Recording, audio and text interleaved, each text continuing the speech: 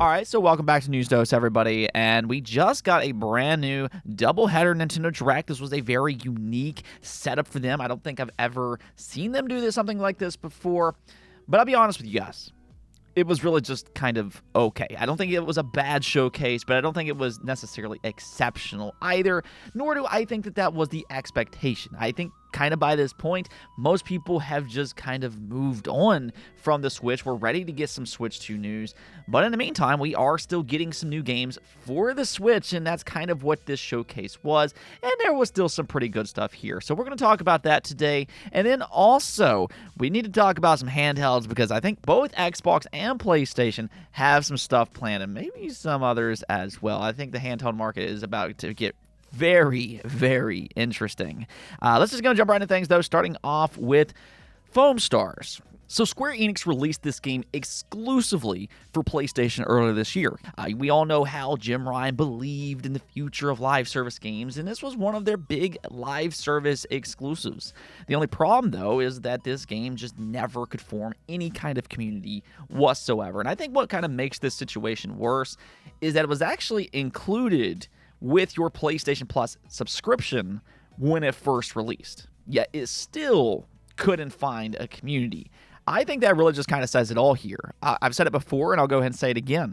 I don't think that PlayStation really knows what they're doing when it comes to live service games. They don't really have the foresight to know what's going to have success and what might struggle, and it seems like more often than not, when they release a live service game, it really tends to lean on the side of flop. I mean, we've seen that with Destruction All-Stars. We've seen that with Foamstars. We've seen that now with Concord. I mean, they believed so much in that game that they went out and acquired the studio. They went out and made a limited edition controller. They thought this was going to be the next big thing, yet here we are, and it doesn't even have 300 players on Steam as of this recording. As for Square Enix, though, they haven't completely given up on Foamstars just yet. They are now going to make it free to play starting on October 4th. So there you go. If you are interested in this game, this really is, I'd say, a last-ditch effort for them. I feel like this was always inevitable, but I also kind of suspect that Sony's probably going to do the same thing with Concord eventually. Again, not even 300 players. It's not looking good for that game, and you know, this is the market for live service games right now. I always call live service games this mythical cash cow syndrome because all of these big companies, they want a piece of the pie. They want to get all of that money. They want their Fortnite. But this is what has continuously happened. It is such a risky market to dive into because more often than not, we see flops. We see unoriginal, just generic games that's copying something else that's already popular and probably a lot more successful. And I feel like both Foamstars and Concord really does fit into that group, especially Concord, with one of its only selling points being that it is for the quote-unquote modern audience. Yeah, I don't think that did too well for them, so let's just go ahead and move on to the next topic. Now, this next topic here, though, is actually pretty exciting because I kind of feel like modern gaming has been in a bit of a funk here recently. You know, it feels like a lot of these modern games are coming out and they're just not hitting right. It feels like a lot of these publishers and a lot of these developers are missing the point. They've lost sight of what gamers truly want. But you know what? That's kind of what makes remasters and remakes just so great. We kind of know what we're getting out of these games, and more often than not, it seems like they have turned out very, very well. That's kind of sad when you think about it to a small degree, but nonetheless, I am very, very excited about Metal Gear Solid Delta. I love the Metal Gear Solid franchise. Metal Gear Solid 3 is a fan favorite. It's not particularly my favorite in the series. I actually prefer Metal Gear Solid 4, but still, I love Metal Gear Solid 3, and I'm super excited to see this game come back with these remade visuals. I think it looks stunning so far. And the good news here is that previews went up yesterday, and it's sounding like it is shaping up incredibly, incredibly well. Several outlets got their hands on basically what is a prologue for the game, and the feedback has been seemingly very, very positive. The one thing that I have continuously heard is that it is a faithful remake. You know, this is not going to be a game that just completely changes, which it doesn't really need to change at all. I mean, it really just needs to come in just with upgraded visuals, with quality of life improvements, better controls, and all of that type of stuff, and that seems to be exactly what they're doing. The one thing that I have continuously asked myself is about its performance. it does kind of seem like Metal Gear Solid Delta might be a very demanding game. And that does kind of bring the concern, is this performance going to be good?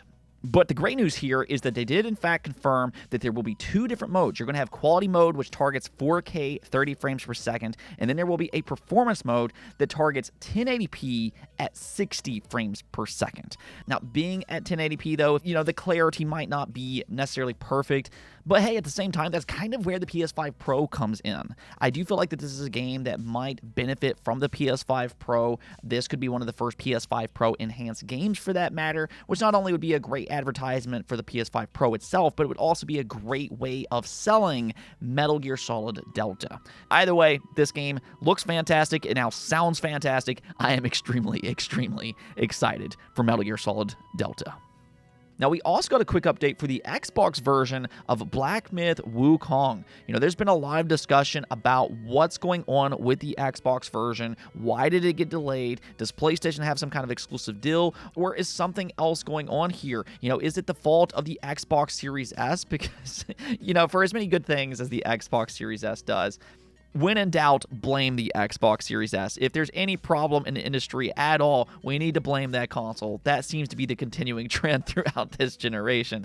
But nonetheless, we did get an update thanks to Ecstasis TV. He has been spot on with his leaks as of recent, so very trustworthy source here. And he said, at Gamescom, I spoke to Xbox insiders and developers who informed me about a technical issue affecting the release of Black Myth Wukong on Xbox consoles. The game is reportedly suffering from a bug known as memory leak, which can cause significant crashes that could compromise the performance of your Xbox console. Due to this issue, the game has not passed Xbox's bug detection test and has therefore been indefinitely delayed until they manage to optimize the game for Series X and S. The studio is already working hard to resolve this issue and achieve the necessary certification. Once they get approval, they plan to set a release date for the game, but they don't yet know when or how. But other than that error, the game is close to being ready. So it is good to hear that it's allegedly close to being ready. Hopefully this will be out by the end of 2024,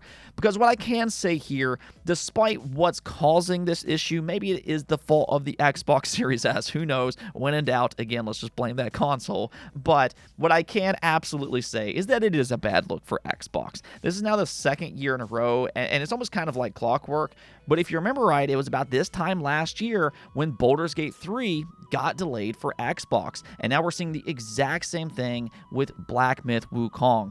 And, maybe this is just bad luck for Xbox, but in both cases, these games have turned out to be some of the biggest games for this entire generation. Baldur's Gate 3 is one of the most successful RPGs ever made, and now here we have Black Myth Wukong, and it sold 10 million copies in just 3 days. So these are not the games that you want to miss out on, even if it's just temporarily. So in my opinion, I think Xbox needs to make this game a priority. Go help Game Science get this game ready for Xbox, and hopefully it'll be out by the end of 2024. The good news here, though, is that despite some of the rumblings that we've seen online, Wukong is still planned for Xbox, and apparently so much so that it is close to being ready for whatever that means.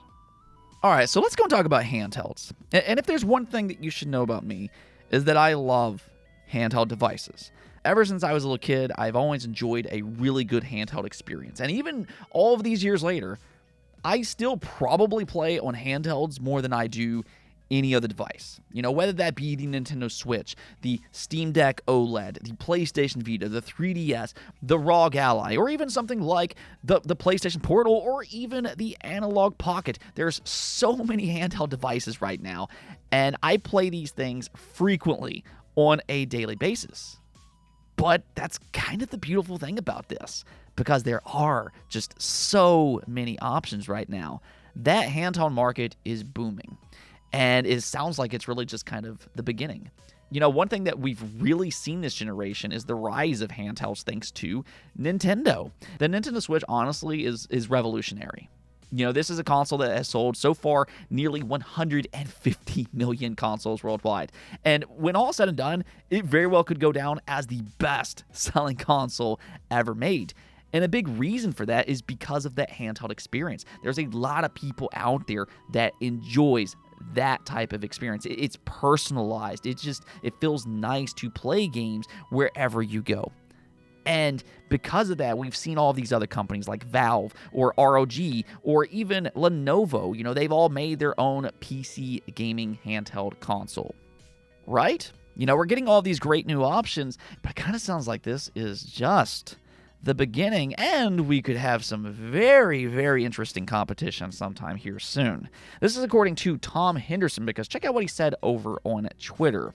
He said, almost everyone at Gamescom gave interesting hardware discussions about handhelds. My hunch is that you should save your money a little bit longer if you're planning to buy one. Seems like a lot more options and improvements are coming soon. Not sure on exact timelines.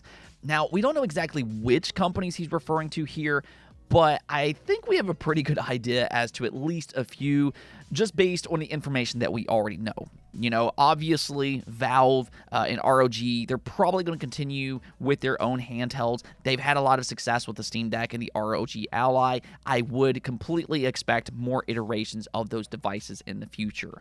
Now, I'm not exactly sure if Lenovo has had quite as much success, but I don't think they're going to give up on this type of technology just yet. I imagine they will continue with their own devices, and they do introduce something new and different to the market, just considering they have this huge screen compared to all of the other devices, and it's a lot more modular as well.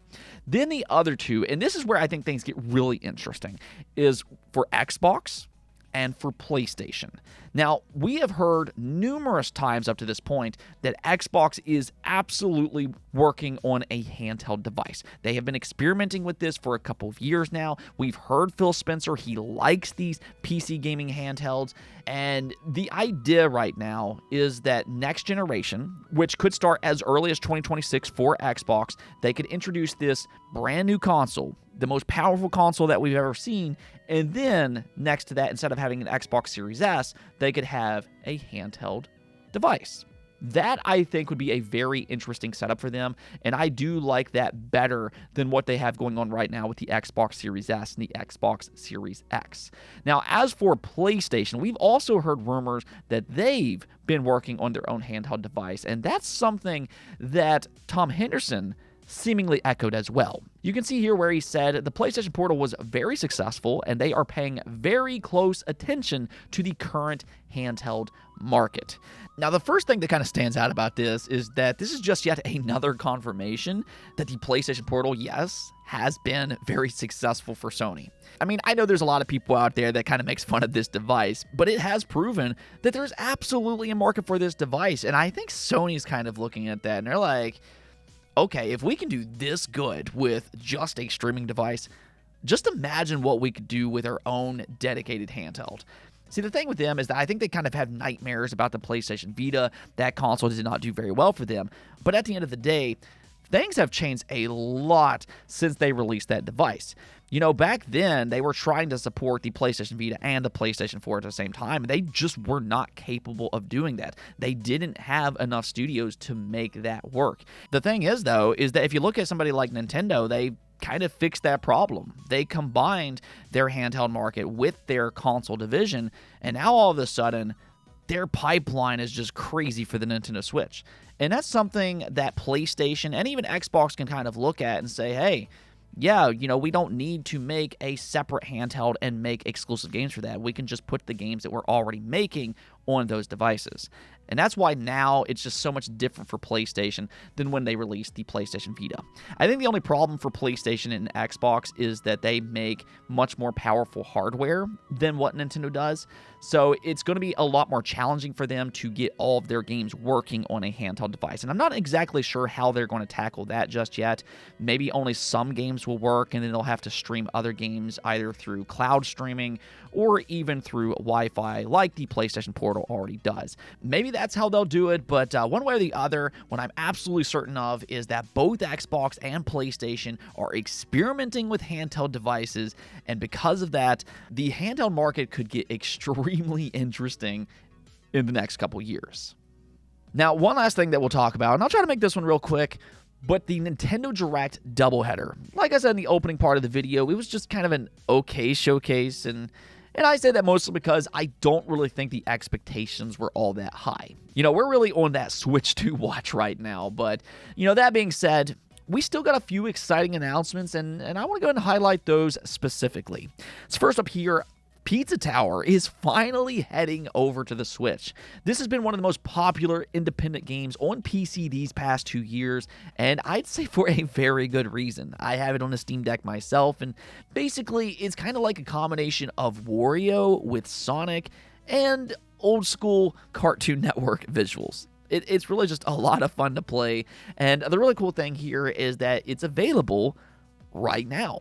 So, big recommendation for this one. Definitely go check that one out. Then we also got a release date for the Suikoden 1 and 2 HD Remaster. It's been a little while since we've heard about that game, but it is now set for March 6th of 2025. I mean, these are some of the best JRPGs ever made, so if you like this genre, definitely go ahead and mark your calendar for that.